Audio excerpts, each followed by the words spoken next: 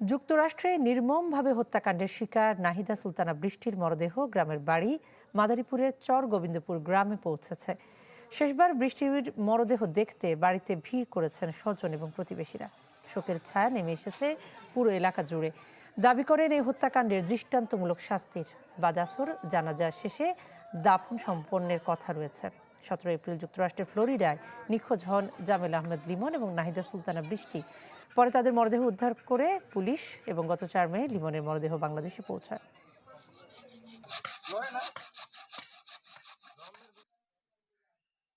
ওর যে ইনকাম হবে ওই ইনকামের একটা অংশ আমাদের এই গ্রামের মসজিদ, মাদ্রাসা অথবা গরিব দুঃখীদের মাঝে বিতরণ করবে। এই ছিল তার একটা উদ্দেশ্য।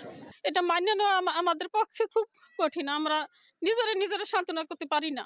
সরকারের প্রতি দ্রুত আহ্বান জানাবো, তারা যেন কূটনৈতিক সকল পদক্ষেপ গ্রহণ করে অতি দ্রুত এই হত্যাকাণ্ডের সুষ্ঠু তদন্ত নিশ্চিত করে এবং প্রকৃত হত্যাকারীদের বিচারের আওতায় আনে।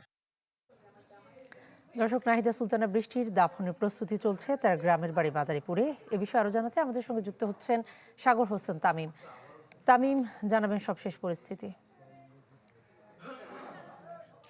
আসলে এখন কিন্তু বৃষ্টির যে নামাজে জানাজা সেটি কিন্তু এর মধ্যে শুরু হয়েছে, অর্থাৎ এই যে এই চরগোবিন্দপুর প্রাথমিক উচ্চ বিদ্যালয় মাঠে আসলে জানাজার অংশগ্রহণ করছেন স্থানীয় লোকজন। তার মরদেহ আনা হয়েছে এখানে বিভিন্ন এলাকা থেকে, বিভিন্ন শ্রেণী পেশার মানুষ, তার স্বজনরা, প্রতিবেশী, আইনশৃঙ্খলা রক্ষাকারী বাহিনী, প্রশাসনের পক্ষ থেকে কিন্তু এখানে মরদেহ আনার পরে জানাজায় তারা অংশ নিয়েছে। এই এখানে আসলে এই আসর পরেই জানাজার যে প্রাথমিক কার্যক্রম সেটি শুরু হয়। এখন আসলে জানাজার সর্বশেষ যে ইমাম সাহেব এবং অন্যান্য তার নিকটতম আত্মীয়রা আসলে বৃষ্টির জন্য দোয়া প্রার্থনা করছেন স্থানীয়দের মাঝে।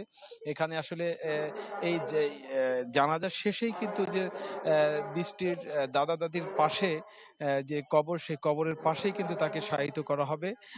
এর মাধ্যমেই কিন্তু এই সম্ভাবনাময় যে একটা মেয়ে বৃষ্টি, তার কিন্তু চিরসমাধি হবে। তো স্থানীয়রা এবং এলাকাবাসী, আত্মীয় স্বজনরা এই যে নির্মম হত্যা, এই হত্যার কিন্তু তারা বিচার দাবি করেছে এবং প্রশাসনের তরফ থেকেও কিন্তু চেষ্টা করছে।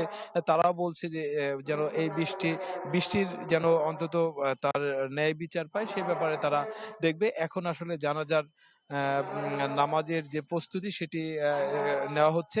এখানের স্থানীয় লোকজন এবং তার পরিবারের পক্ষ থেকে সবার কাছে দোয়া প্রার্থনা করছেন। এরপরে এই জানাজা নামাজের শেষে পারিবারিকভাবে কবরস্থানে দাফন করা হবে। তো এই ছিল আমার কাছে সর্বশেষ অবস্থা। কণা। তামিম, আপনাকে ধন্যবাদ। সাগর হোসেন তামিম আমাদের সঙ্গে যুক্ত হয়েছেন মাদারীপুর থেকে।